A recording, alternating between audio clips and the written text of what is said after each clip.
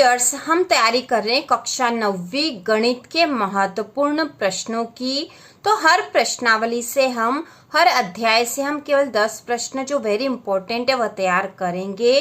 तो अध्याय 1 से प्रश्न जो पहला है इम्पोर्टेंट वो हम तैयार कर चुके हैं और ये दूसरा प्रश्न है। तो यह प्रश्न है अभाज्य गुणनखंड विधि द्वारा निम्नलिखित पूर्णांकों के HCF और LCM ज्ञात कीजिए। तो हमें अभाज्य गुणनखंड विधि के द्वारा जो पूर्णांक दे रखे हैं इनके HCF और LCM ज्ञात करने हैं। तो इसको हल करेंगे। तो यहाँ पे जो संख्याएं दे रखी है वो है 12, 15 और 21। तो सबसे पहले हमें इनके अभाज्य गुणनखंड निकालने होंगे। तो हम अभाज्य गुणनखंड निकालने के लिए यहाँ पर ही हम इनके अभाज्य गुणनखंड निकालेंगे और इस प्रकार से बना के सबसे पहले इसमें 2 का भाग लगाएंगे, क्योंकि हमें सबसे पहले छोटी संख्या का ही भाग लगाना। तो 2 का पढ़ा 6 बार बोलते हैं तो 12 हो जाता, 2 छंग 12, 6 यहाँ लिख देंगे। अब वापस इसमें 2 का ही भाग लग जाएगा तो 2 तिया 6, 3 आ गया। अब इसमें 2 का भाग नहीं लग सकता तो 3 का लगाएंगे, 3 एकम 3। ठीक है, तो इस प्रकार इसके अभाज्य गुणनखंड मतलब 12 के अभाज्य गुणनखंड हो गए हैं 2 गुणा 2 गुणा 3। ये 12 के अभाज्य गुणनखंड हो गए हैं। इसके बाद हम 15 के अभाज्य गुणनखंड निकालेंगे। तो 15 के अभाज्य गुणनखंड भी इसी प्रकार से निकालेंगे। सबसे पहले हम देख लेंगे इसमें किसी छोटी संख्या का भाग जा रहा है क्या। तो ये 15 लिखा हुआ है तो 15 में 2 का भाग तो जाता नहीं है, इसलिए अब इसमें 3 का भाग लगाएंगे। तो 3 का पहाड़ा 5 बार बोलते हैं तो 3 पंजे 15 होता है। 5 बार बोलने पे तो 5 यहाँ लिखेंगे। अब इसमें हम केवल 5 का ही भाग लगा सकते हैं तो 5 का भाग लगाएंगे, 5 एकम 5। तो इस प्रकार से 15 के अभाज्य गुणनखंड हो गए हैं 3 गुणा 5। अब इसके बाद अगली संख्या 21। तो 21 के भी इसी प्रकार से अभाज्य गुणनखंड निकाल लेंगे। 21 में 2 का भाग नहीं जा सकता, 3 का भाग चला जाएगा क्योंकि 3 के पहाड़े में 21 आता है। 3 7 तो 21, 7 आ गए यहाँ पर। अब 7 में केवल 7 का ही भाग जाता तो 7 एकम 7। तो 21 के अभाज्य गुणनखंड हैं 21 के 3 गुणा 7। तो इस प्रकार से हमने अभाज्य गुणनखंड निकाल लिए हैं। अब हमें इसका HCF और LCM निकालना है। तो सबसे पहले HCF निकाल लेते हैं। इनका HCF बराबर तो 12, 15 और 21 के अभाज्य गुणनखंड निकाल लिया। अब हम इसका HCF निकालेंगे। तो HCF वह छोटी से छोटी संख्या है जो तीनों में ही कॉमन है, क्योंकि हमें 3 संख्याओं से मिला के HCF निकालना है।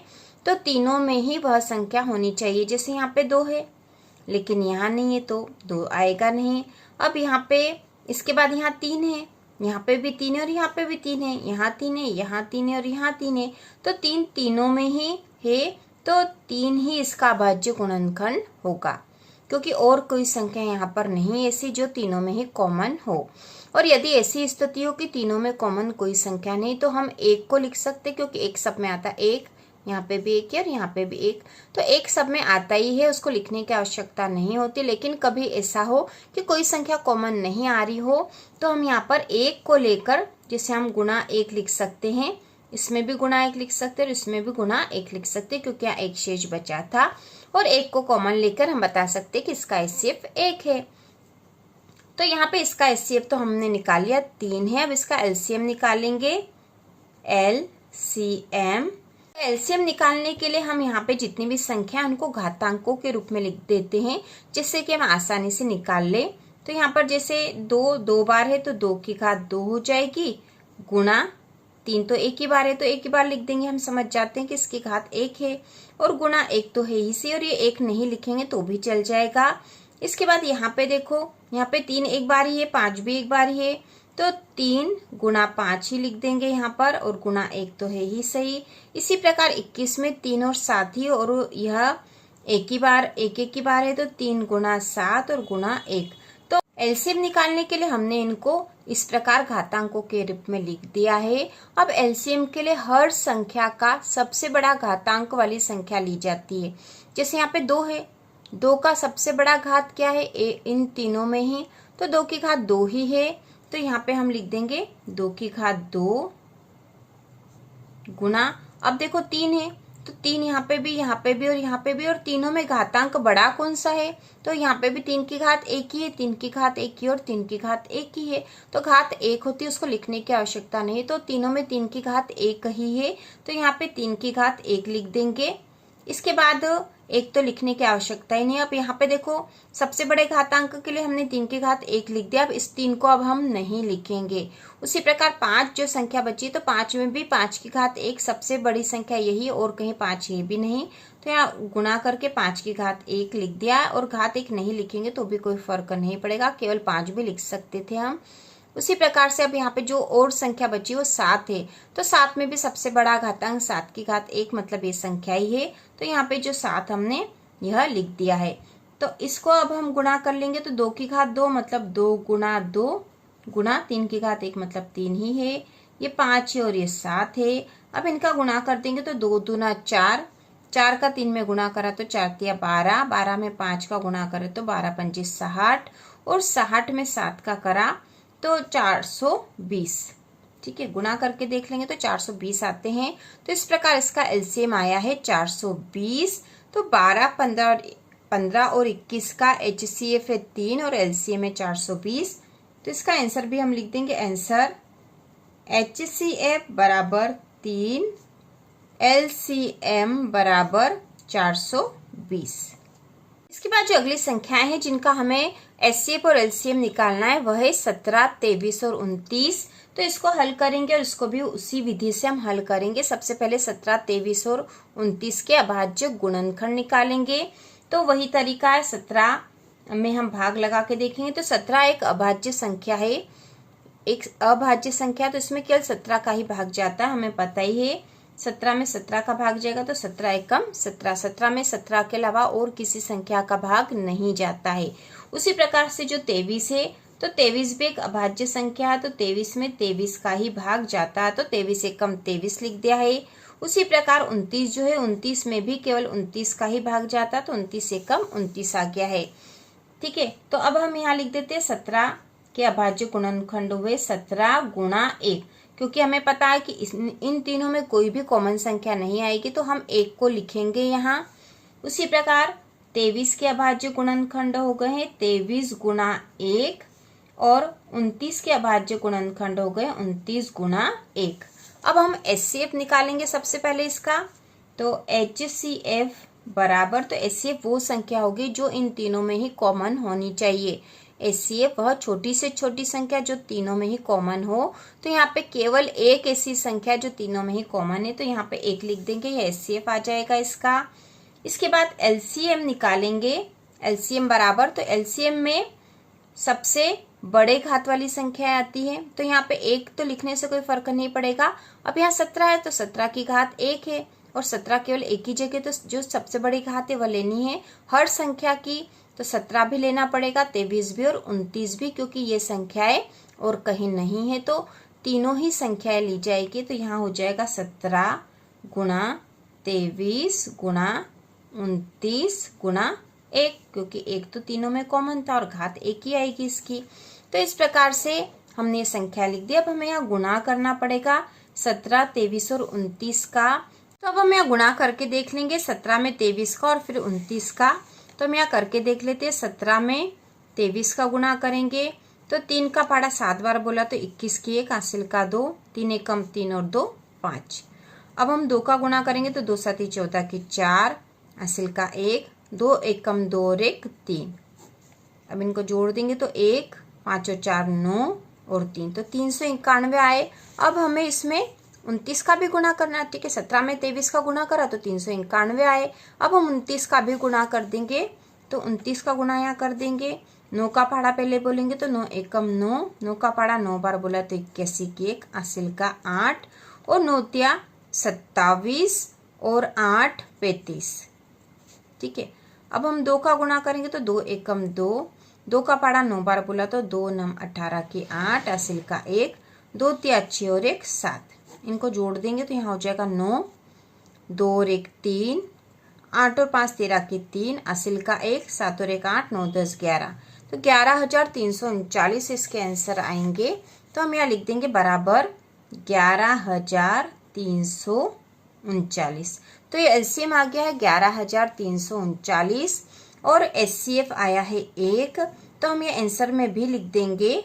तो ये आंसर हो जाएगा, आंसर HCF बराबर 1, LCM बराबर 11,339।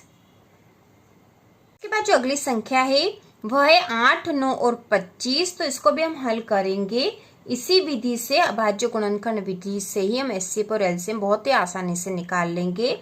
तो 8 और 9 और 25 का निकालने के लिए सबसे पहले हम 8 का सबसे पहले अभाज्य गुणनखंड निकाल लेंगे। तो इसमें 2 का भाग लगाएंगे तो 2 चौक 8, फिर से 2 का भाग लगाएंगे तो 2 दूना 4, फिर से 2 का भाग लगाएंगे तो 2 एकम 2। ये इसके अभाज्य गुणनखंड हो गए। हम यहाँ लिख भी लेंगे 8 के अभाज्य गुणनखंड बराबर 2 गुणा 2 गुणा 2 गुणा 1। ठीक है, 1 लिख लेंगे। इसके बाद है 9 के अभाज्य गुणनखंड निकालेंगे। तो 9 में 2 का भाग नहीं जाता, 3 का लगाएंगे तो 3 का पहाड़ा 3 बार बोला, 3 तिया 9, फिर 3 में 3 का भाग लगाएंगे तो 3 एकम 3। तो 9 के अभाज्य गुणनखंड हो गए हैं 9 के 3 गुणा 3 गुणा 1। अब हम निकालेंगे 25 के। तो 25 में 2 का भाग नहीं जाता है, 3 का भी नहीं जाएगा, सीधा 5 का ही भाग जाएगा। तो 5 का पहाड़ा 5 बार बोला, 5 का पहाड़ा 5 बार बोला, 25 आए। अब यहाँ 5 बचे तो इसमें फिर 5 का भाग लगाएंगे, 5 एकम 5 हो जाएगा। तो अब यहाँ पर भी हम लिख देंगे 25 के अभाज्य गुणनखंड में 5 गुणा 5 गुणा 1। ठीक है, तो यह अभाज्य गुणनखंड निकल गए। अब हम इसके एचसीएफ और एलसीएम निकाल लेंगे। तो HCF बराबर, देखो अब कॉमन जो संख्या होगी सबसे छोटी वही इसकी HCF होगी। तो यहाँ 2 है लेकिन यहाँ 2 नहीं, यहाँ पे भी नहीं है, तो यहाँ केवल 2 ही है। इसके बाद 1 है, तो 1 तो तीनों में कॉमन हम बता ही सकते हैं। तो केवल एक ही संख्या, ठीक है, 1 ही आएगा, इसके अलावा कोई भी ऐसी संख्या नहीं जो तीनों में कॉमन हो। तो यहाँ पे हम लिख देंगे HCF बराबर 1। इसके बाद हम निकालेंगे LCM। तो LCM प्रत्येक संख्या का सबसे बड़ा घातांक होगा। अब यहाँ पे इनको घात के रूप में लिख लेते हैं। ठीक है, LCM निकालने के लिए तो 2 यहाँ पे कितनी बार है, 3 बार है, तो 2 की घात 3 गुना 1, 1 की घात 1 ही है तो कोई फर्क नहीं पड़ेगा। अब यहाँ पे 3 2 बार है तो 3 की घात 2 गुना 1। ठीक है, 9 का हमने लिख दिया। और इसी प्रकार यहाँ लिख देंगे 5 की घात 2, क्योंकि 5 2 बार है, गुना 1। तो सबसे बड़े घातांक वाली संख्या में 2 की घात 3 ही सबसे बड़ी, 3 की घात 2 सबसे बड़ी और 5 की घात 2 सबसे बड़ी। तो यहाँ पे हम लिख देंगे 2 की घात 3 गुणा 3 की घात 2 गुणा 5 की घात 2 गुणा 1। ठीक है, 1 तीनों में कॉमन है। अब इसको और हल कर लेंगे तो 2 की घात 3 मतलब 2 गुणा 2 गुणा 2 गुणा 3 की घात 2 मतलब 3 गुणा 3, 3 2 बार है, गुणा 5 की घात 2 मतलब 5 गुणा 5 और गुणा 1 तो है ही। अब इनके गुणा कर दो। ठीक है, गुणा करेंगे जो संख्या होगी वह यहाँ लिख देंगे। तो 2 दूना 4, 4 दूना 8, 8 तिया 24, 24 का 3 में गुणा करेंगे तो 24 तिया जो हो जाएंगे, यहाँ करके देख लेते हैं। 24 गुणा 3, तो 3 चौक 12 के 2, असिल का 1, 3 दूना 6 और 1 7, तो 24 तिया 72 होते हैं और 72 हो गए। यहाँ पे अब 5 में 5 का गुणा करेंगे तो 25 हो जाएंगे। अब 72 में 25 का गुणा कर देते हैं तो जो संख्या वो आ जाएगी। ठीक है, 1 से तो कोई फर्क नहीं पड़ेगा। तो यहाँ गुणा कर दे तो 5 दूना 10 की 0, असिल का 1, 5 7 35 और 1 36। अब इसमें 2 का गुणा करेंगे तो 2 दूना 4, 2 7 14। ठीक है, अब यहाँ संख्या आ गई 0, 6 और 4 10 की 0, असिल का 1, 3 और 1 4 और 4 8 और 1, तो यहाँ आ जाएंगे 1800। ठीक है, 1800। तो इसका एलसीएम आ गया 1800। अब हम आंसर लिख देंगे। आंसर HCF बराबर 1, LCM बराबर 1800।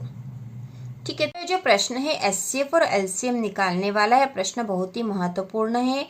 आपको यह प्रश्न आना ही चाहिए, चाहे किसी भी संख्या का अभाज्य गुणनखंड विधि द्वारा HCF और LCM निकालने के लिए आए, हम इसी विधि से करेंगे तो हमारा आंसर पूरा ही राइट होगा। तो इसी प्रकार के और वीडियो देखने के लिए, गणित की संपूर्ण तैयारी करने के लिए चैनल को सब्सक्राइब कीजिए।